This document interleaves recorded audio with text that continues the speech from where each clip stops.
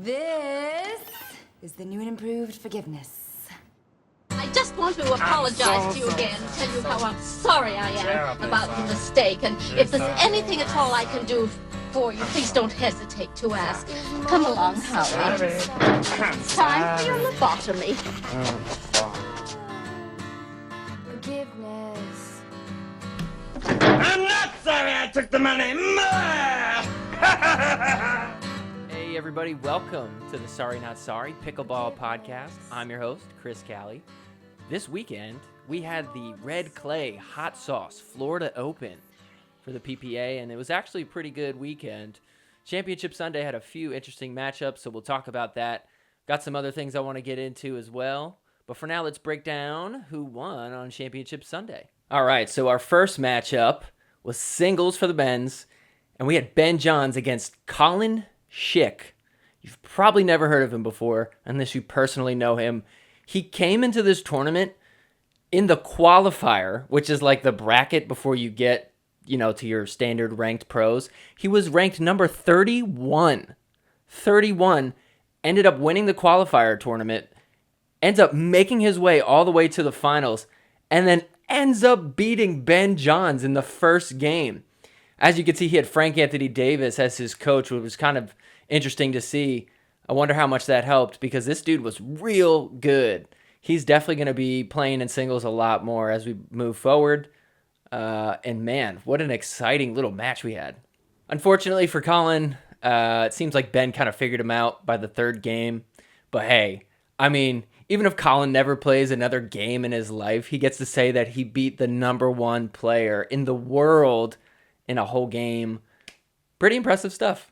So hopefully we'll see Colin Schick out there a little bit more often. The next match was women's doubles. We had Annalie Waters, surprise, and Catherine Parento against Lacey Schneeman and Jade Kawamoto, which I don't think they've ever made the finals, at least together, before.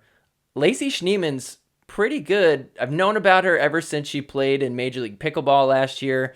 She was like the reserve player, which is kind of a weird concept. They like keep one player there just in case somebody gets injured, and then they could play on any team. So she ended up playing actually in that tournament. I remember watching her and thinking, man, she's pretty good for like the backup player. But here she is. She crushed it. But unfortunately, Annalie Waters and Catherine Parento, way too good. And they were kind of no match for them. Still, impressive stuff that they made it to the finals. They upset a lot of people on their way there. It's also always interesting for me, too, because as we'll come to talk about for women's singles, Annalie Waters did not make the finals this weekend. She lost to Catherine Parento, her partner right here. So I wonder how awkward that is for her. Like she's got to be like a little bit resentful that she was the one that beat her. But I guess if you're going to have anybody beat you, it might as well be someone that you partnered with and you're kind of friends with. So Annalie Waters, Catherine Parento, they take gold in women's doubles. Moving on to men's doubles, take a wild guess who won gold in that. Once again, Ben Johns and Colin Johns, they grabbed the gold for men's doubles.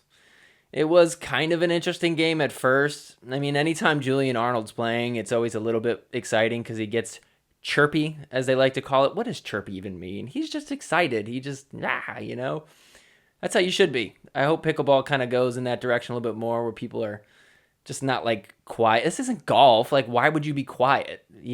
Show some emotion. Ben Johns is a freaking robot. Just because he's the number one player in the world doesn't mean you have to be like him. I wish everybody kind of played with the energy that Julian Arnold has.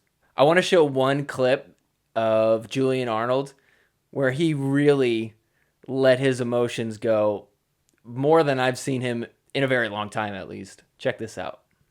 Look at him hit him with a finger wag. Check this one out, too. Ready? Finger guns! Oh, ho, ho! Okay, now check this one out. This is one I wanted to show. Ready? Watch this. Watch this little rally.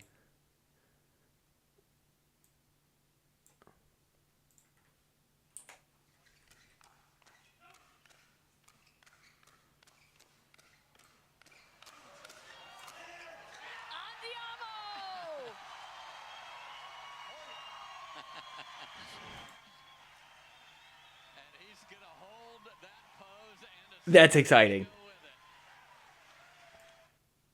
I mean, that's the type of stuff you come to watch, right? Like, how does that not get you pumped up? And it's not like he's just doing that to anybody. That's against the number one player in the world. That deserves a big old Landiamo. But here's what I want to know. What do you guys think was a better scream? This scream? Or this scream right here? And Zane is still screaming across the net. I didn't know he had that kind of vocality in him. Maybe that's a little throwback to Singles Thursday. Not exactly sure. Just thinking maybe that's an option. That was pretty intense. That was a very long one. I've never seen anybody scream like that in somebody's face for that long. Now, you might have heard Adam Stone referring to a match before this. So I want to show you guys what he's referring to. So check this out. So here's kind of the perfect moment to show you from that match. Look at Rafa. Flat and deep. He still has plenty of top. He's pointed to his paddle. Zane's like, dude, I don't know what to tell you. From Zane Navratil. He's talked about recently too on the Pickle Pod about how he's experimenting with some new serves. We of course remember the chainsaw serve and what that did in terms of the destruction, but curious to see what he's got in the arsenal. I mean, Rafa's just got nothing he could do against this. Partly, I'm like, is it Zane's paddle or is it the fact that you're using an Adidas paddle? I don't know anything about this Adidas paddle, but based off these two games right here, it doesn't look like it's too good. And I don't know, maybe Zane has a lot of grit on his new paddle. He's talked about it on his own podcast, the Pickle Pod. You could catch that on the Dink. It's actually a good show. But man, I mean, Zane just crushed him here. And then if I fast forward, I might not even need to. If we go to the end of this match right here, watch the reaction. Rafa doesn't even really want to high-five him. Blames it on the paddle, and then he's like, let's get it tested. Zane's like, okay, fine. Test that shit. Turns out it passed the test. So what can you do? Now, I will say these tests that they give out for the paddles, Zane's talked about it. It's not really consistent. They have like a little reader thing that they put on the paddle to see how much grit it has. Sometimes it'll say, yes, it's good. Sometimes it'll say, no, it's not good. It depends like where you put it on the paddle, which way you turn it. It's kind of a dumb system. But this actually leads into something that I want to talk about, which there was a few tweets that have been going viral on Monday morning, Sunday night into Monday morning from Tyler Loong. He brought up a really interesting point, so I want to show you guys this. So first off, Tyler Loong, probably one of the most active pickleball players on Twitter. He had some interesting posts, but this one got a lot of attention. What is more advantageous, PED or an illegal paddle? It's a pretty good question. Honestly, I never even really thought about how many people are using PEDs, performance-enhancing drugs. But when you think about it, what is a performance-enhancing drug and what is not a performance-enhancing drug? Are electrolytes a performance-enhancing drug? Well, I guess that's not a drug. But caffeine is a drug. Is that performance-enhancing? It is, right? Should that be illegal? Obviously not.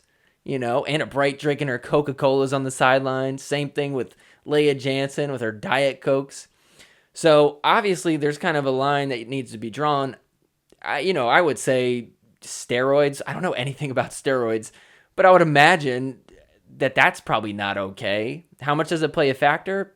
Probably a lot, as far as like stamina and I don't know. It just can't be really fair. But what do? You just test everybody all the time for all the things?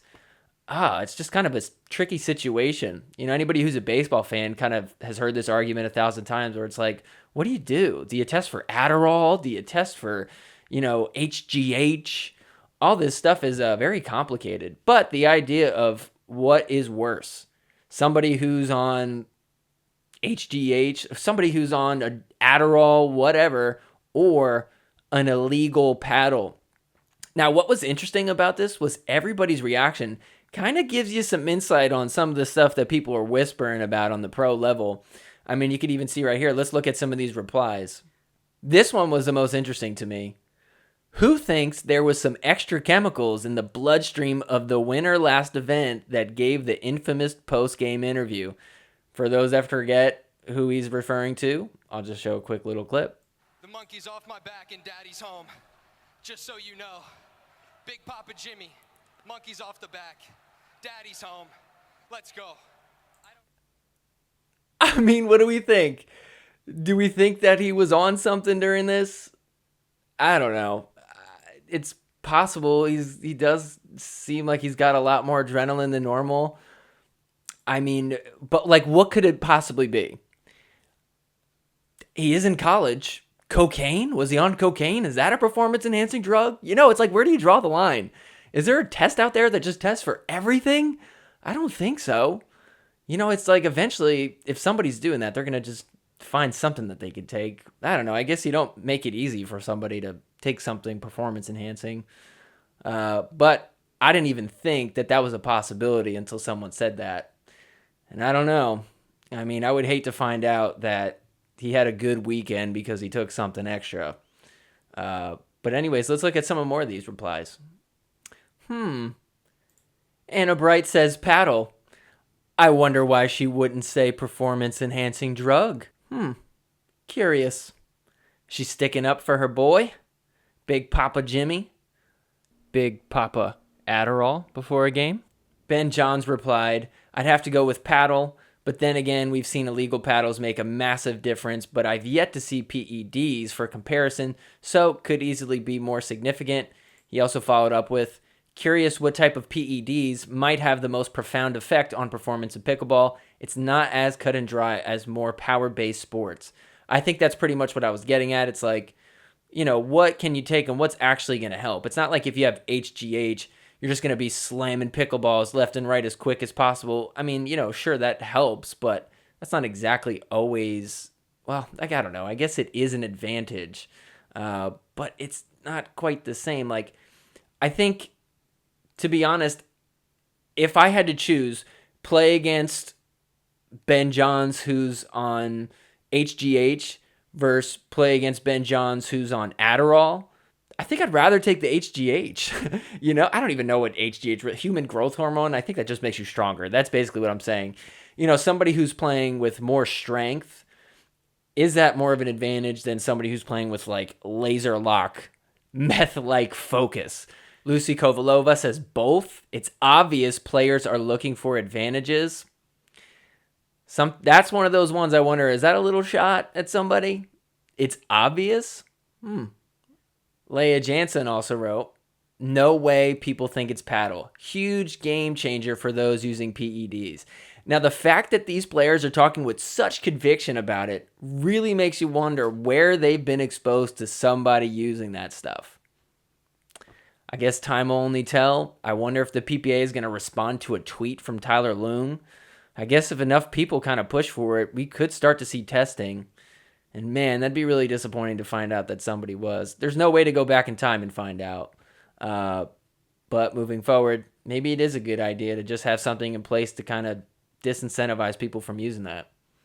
You know, now that I think about it, DJ Young with that paddle slam,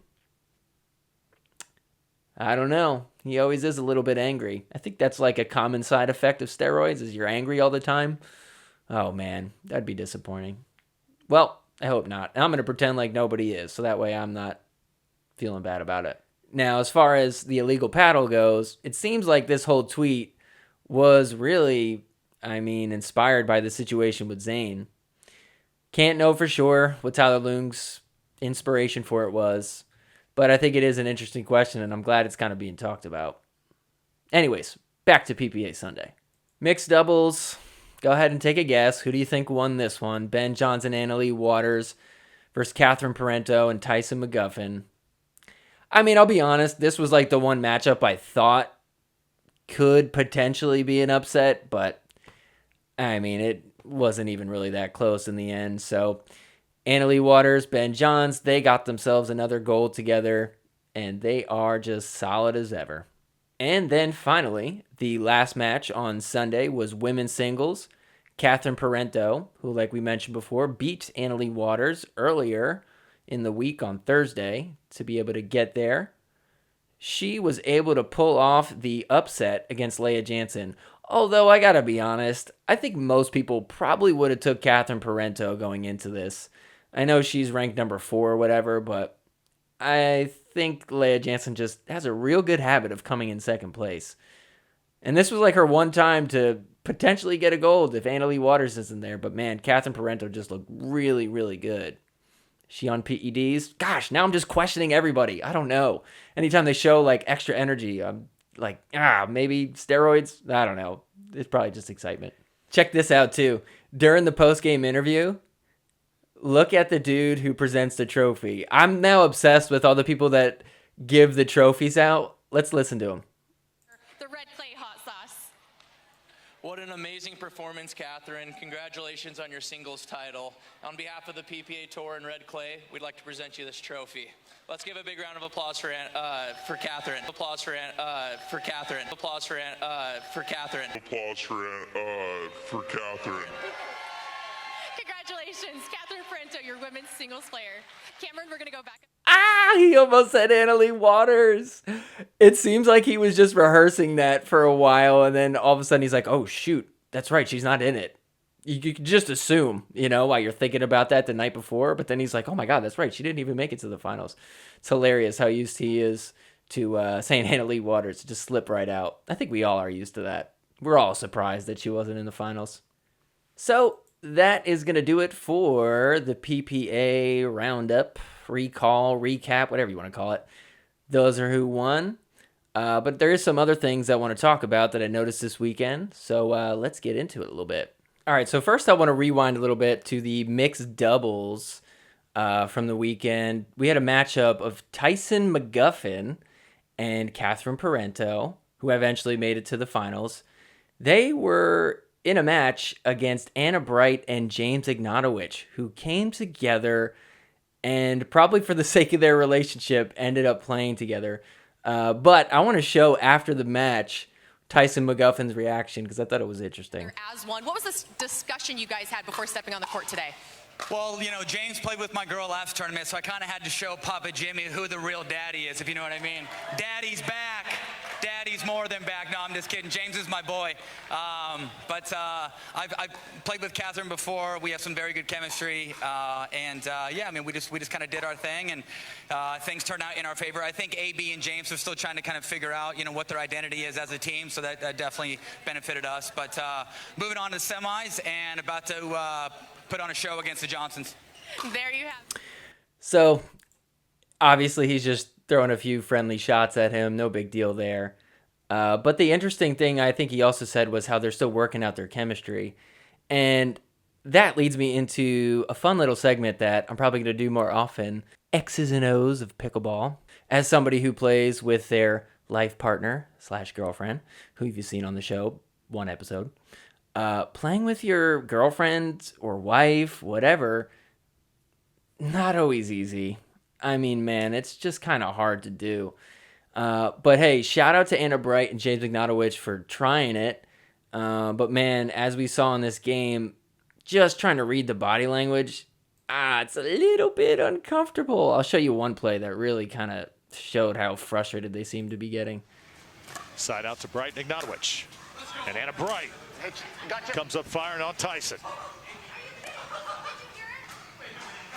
I did not.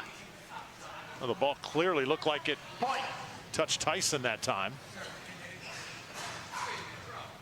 Oh, okay, I'm sorry. So there's all sorts of... Okay. Okay. Second server. So what we have going on here is... You can challenge that. Bright is certain it hit him. I mean, I don't know. She just looks frustrated. This is just one example, but it seemed like the whole game, it's just, I don't know. I just feel weird watching them. Maybe I'm projecting, but it just doesn't seem like she's her happy, fun, excited self that you kind of see in the past. They obviously lost this game, so they didn't get very far.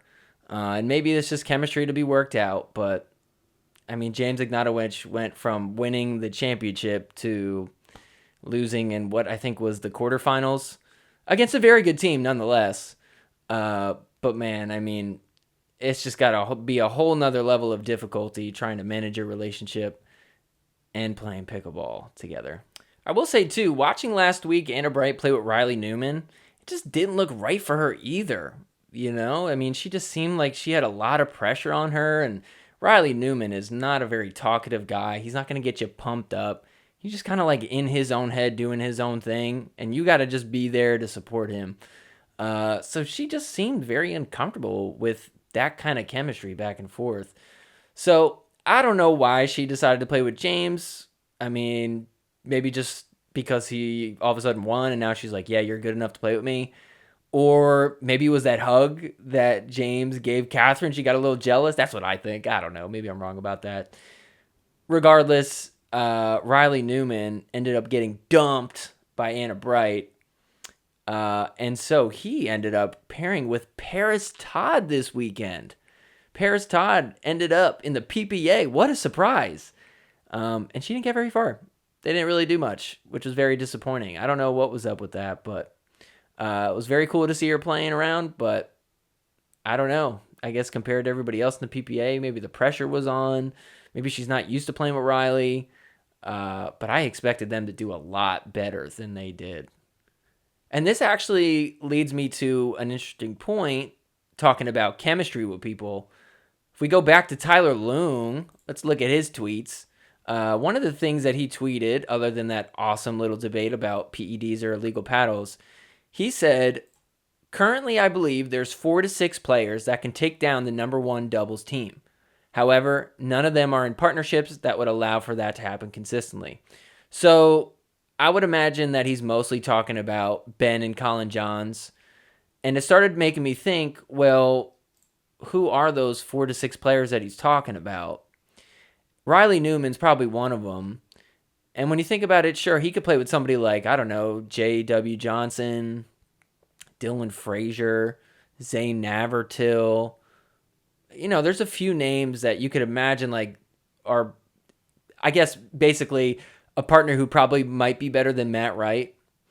But when you think about it, it's like, how much does chemistry play a role into all that? So I'm curious to hear who you guys think might be a good partnership, maybe even regardless of chemistry. If you had to just combine 2 people who you think could take down the Johns brothers, I mean, who could it really be? The only one I could think of is JW and Riley Newman. Again, though, I don't know how well they play with each other. But speaking of chemistry, and while we're kind of on the subject of X's and O's of pickleball, there's one pair that I thought actually played. They always play really well together. You watch them and you're like, yes, that is what good chemistry is all about. And I want to show what I mean by this just in the post-game interview. So here, check this out. Welcome back. It's Cameron Blackwood here with Elise Jones and Leia Jansen. Elise, we want to talk about just how special this team is between you guys. Even going back to singles day, you're sitting on Leia's bench even after playing earlier that day. But how does your relationship off court relate to success on court?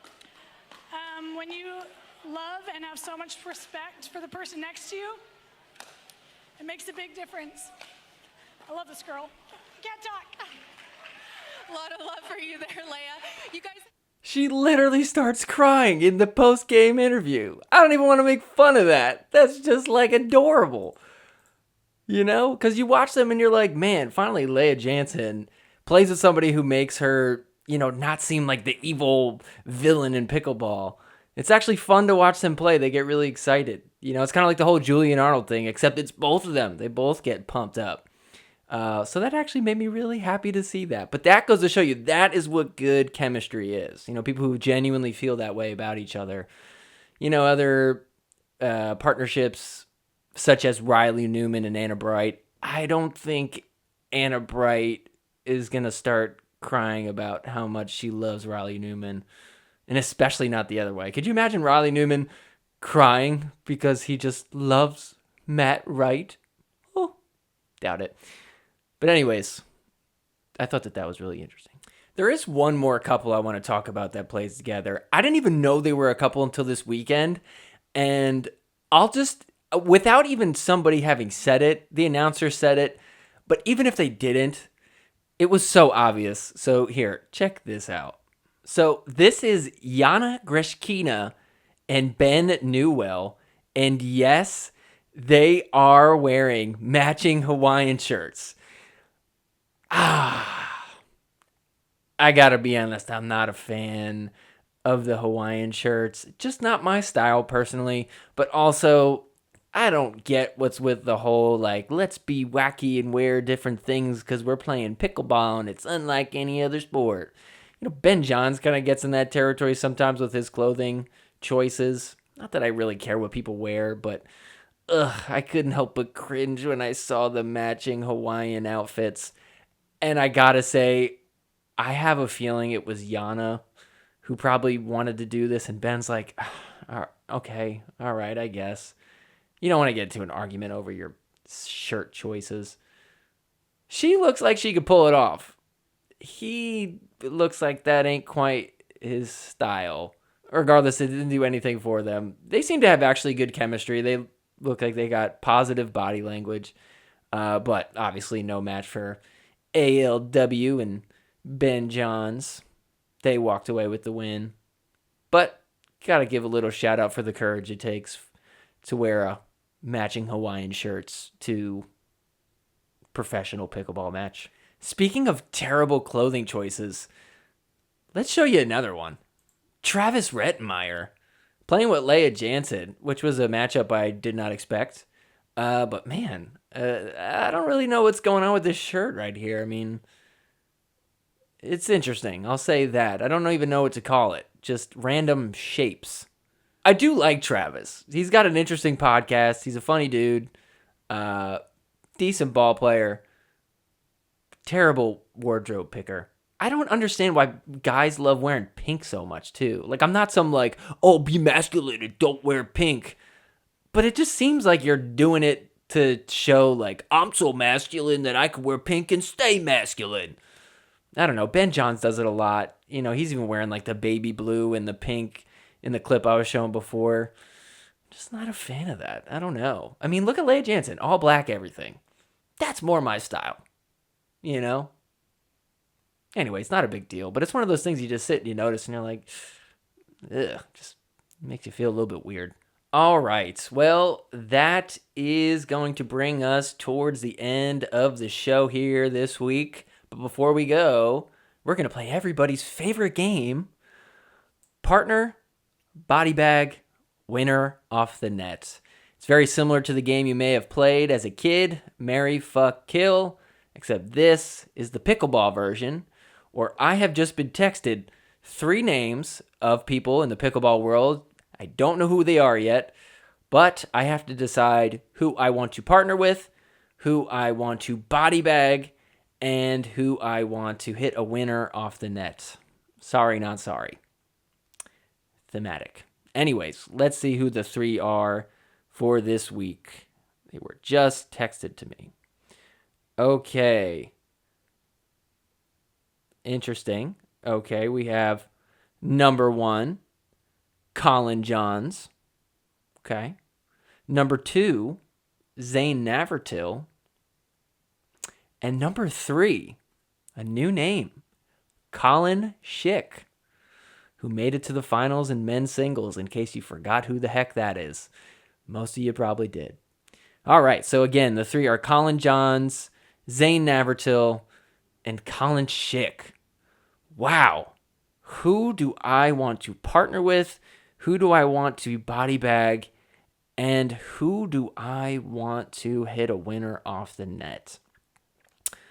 Well, I gotta say, I think... Ooh, it's a little orange guy. I think I want to partner with Zane, for sure. Zane seems like I would enjoy hanging out with him the most. He's referenced things like he thinks he's going to get canceled one day. He's going to be the first pickleball player to be canceled. I love that type of sense of humor that would allow somebody to be canceled. Somebody who's not afraid to speak their opinion. Something very respectable about that. I've just never heard Zane talk and me go, oh, I don't like what he's saying, or I don't like him. Everything that comes out of that dude's mouth is gold. He's got a great podcast on the Pickle Pod. Mentioned it before. You should go check it out after this. So yeah, I think I'm going to partner with Zane. But that now leads me to, who do I want to body bag? Colin Johns or Colin Schick? And then whoever I don't pick, it's a winner off the net. I got to say, it probably would feel real good to body bag Colin Johns. You know, there's just something so, I don't know, he's a little douchey. I don't think he's douchey. He's not douchey. I don't know. There's just something about him that would just feel very satisfying to body bag. Obviously, because he's a part of the #1 men's doubles team. So that would feel kind of good. And hitting a winner off the net for him, not really. You know, they're just going to, it's not going to affect him at all. Colin Schick, I guess there's a possibility that if you hit a winner off the net, it could throw him off a little bit. I don't know. I just wouldn't feel as good hitting Colin Schick with a body bag because I'm kind of rooting for him. You know, I want him to be able to get to the finals again. As far as Colin Johns goes, though, let's take that dude down. I want to just body bag, not even a body bag. How about a head bag? Let's just knock him right in the head with a pickleball. That would be satisfying. I don't really even hate them that much. But I think if I had to make a decision, body bag, Colin Johns, hit a winner off the net against Colin Schick, and partner with Zane Navratil. So there you have it. There are my choices. Comment yours down below. I'd love to hear what your choice is. And if you have any suggestions for who to do for this game, definitely comment those as well. I'd love to have some interesting names get thrown into the pool for this. But anyways, that's going to do it, everybody. Thank you for taking some time to watch. Don't forget to subscribe. Go ahead and share this video if you want. Hit that little notification bell. I think people say that, right? I don't know. Anyways, I appreciate you tuning in. We will see you back next week. We have another PPA tournament, so I'm excited about that. And anyways, take care. Forgiveness is more than saying sorry. I'm sorry. Forgiveness